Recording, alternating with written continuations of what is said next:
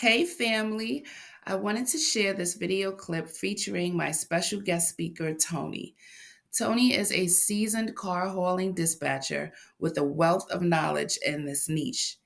And during one of my 8-week mentorship programs, she dropped some gems and insights that you won't want to miss. If you're interested in learning more about dispatching for car haulers, all of Toni's information will be in the description of this video. Hi everybody, my name is Tony. I'm from Pittsburgh, Pennsylvania, and I am a dispatcher, but I dispatch specifically for car haulers. So like Chessa was saying, it's pretty much a niche that not a lot of people know how to do. Now, when I say I dispatch for car haulers, I pretty much mean that I help those carriers find the vehicles that need transported. In the auto transport industry, there is so many different circumstances of why vehicles need transported. It could be because somebody is buying a car for their wife or their loved one and they need it there a little faster because it's their birthday or their graduation, a special holiday. People can be moving from state to state.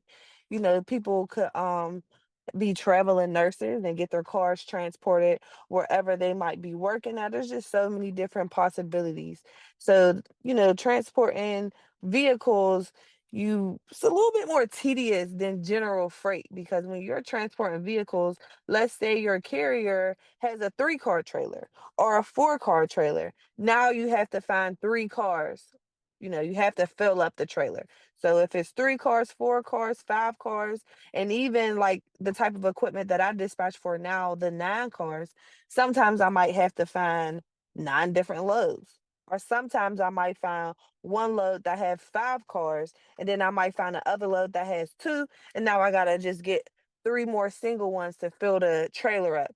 So, it's just all about having the time and having the patience of actually making sure that your carrier is loaded either way, just like general freight, if you send somebody somewhere, you have to have them something coming back. So all the same rules just apply. Just a little bit more different on where you gain well, not where you can't gain, but where you get the loads from.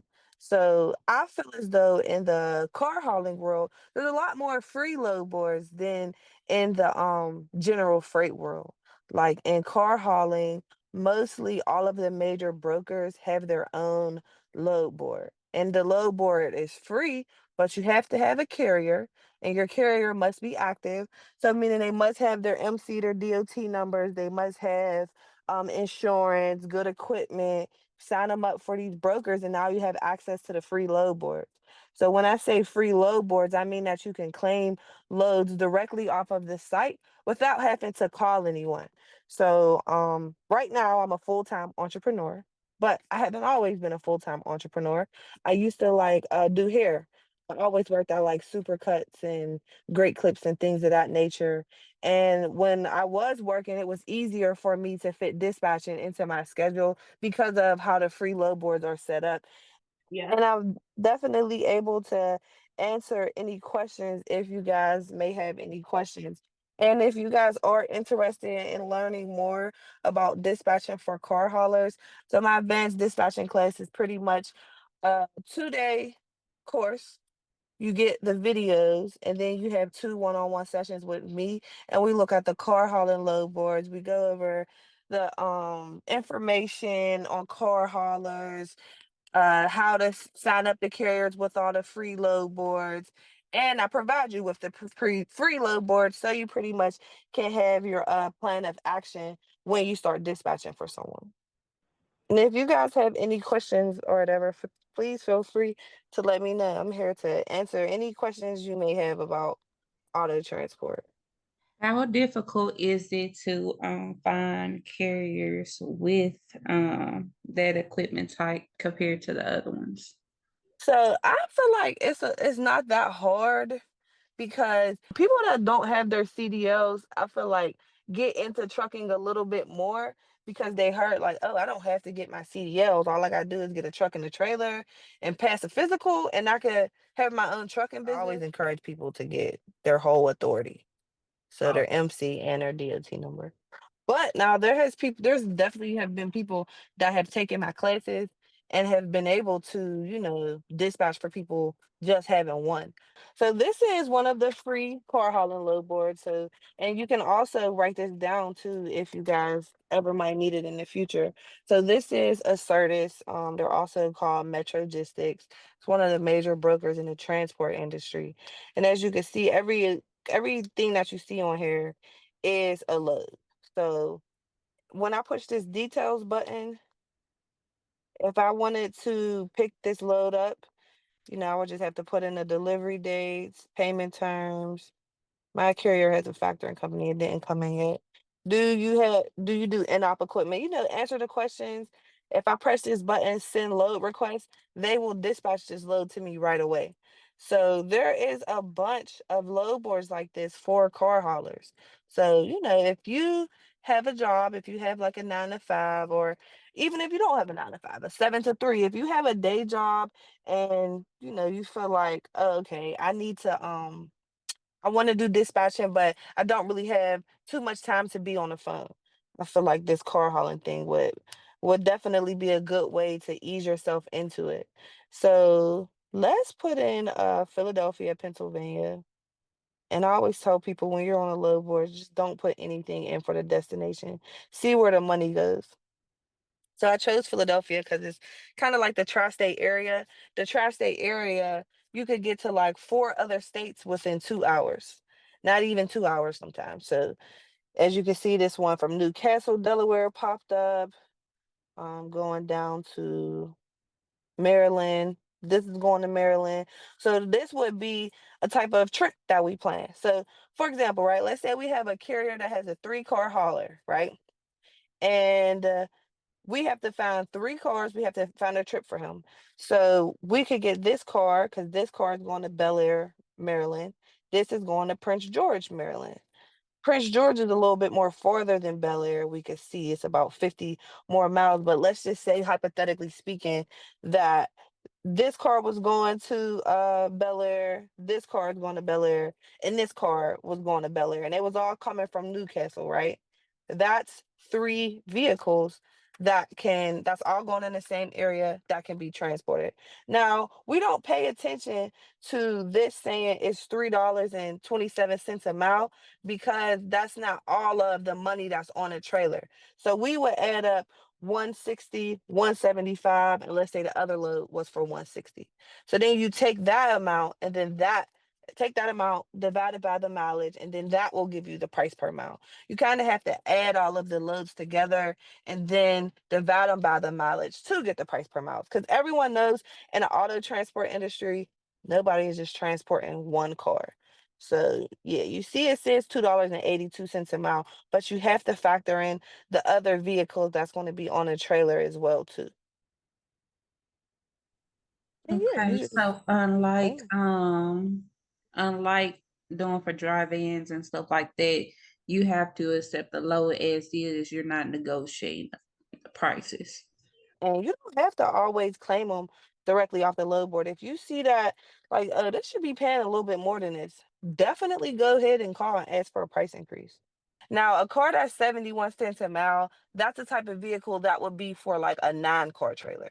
They can afford to take that car for 71 cents a mile. But when you're dealing with a 3-car trailer, you wouldn't even book anything like that. You would be booking these loads that's $2.96 a mile and 2.82 a mile. When you have like smaller a smaller freight, you know what I mean? You're dealing with a smaller amount of vehicles. So I wouldn't even book nothing that's like 49 cents a mile for a car hauler that has like a 3-car. No. Now, normally in the auto transport industry, carriers will say that they don't want any vehicles that are under 63 cents a mile. That's what most of my carriers with the 9-car trailers say. We try not to go any further out than 3 days. But is that the same case with car hauling, or it's a little different? Yep, that's kind of the same, because when you book a load for car haulers, if you're not trying to pick up that car within 24 to 48 hours, 9 times out of 10, they're not going to let you get that load. Sometimes they will let you get the load within 72 hours if like nobody has called about it. But most auto transport brokers want to get that vehicle picked up within 1 to 2 days. With the general freight, there's a pickup time and there's a delivery time. Is the time the same with the car haulers, or do they play more on the day? So usually it depends because like let's say you're picking up a vehicle from a dealership. You're going to have to go along with the hours of operation of the dealership. Let's say you're picking up a vehicle from a private person, right? That person may have a job. They get off at 5 o'clock. You got to meet them when they get off. So it just kind of depends on the situation for the vehicle. Sometimes you might be picking up a car from a repo place, and a repo place says you have to make an appointment. So then you have to make an appointment. Can you tell us some things as a car hauler dispatcher that we need to know when we are booking the loads for the different types of vehicles in transit? I would say, it's just important to make sure you are fully aware of the type of equipment your carrier has. So let's say you're dispatching for someone that has they might have a flatbed trailer and it might be like 40 feet, right? Some cars are extra long. So you may think like, oh, there's a 40 feet trailer. I could fit three Hondas on there because Hondas are small. Honda Accords, the certain year specifically, is super long. And if you like measure them up, you're going to be over that 40 feet. So the thing I would just tell you guys is, when you're dispatching for someone, make sure you know all of the specs of their equipment, the complete length, the weight, the GVWR on how much weight they can put on it. If they do have their CDLs, then you kind of don't got to worry too much about it. But if they don't, you just want to make sure that you're always, Googling cars, looking up the curb weight, adding up all of the vehicles, making sure that they're not too overweight if your carrier doesn't have their CDLs.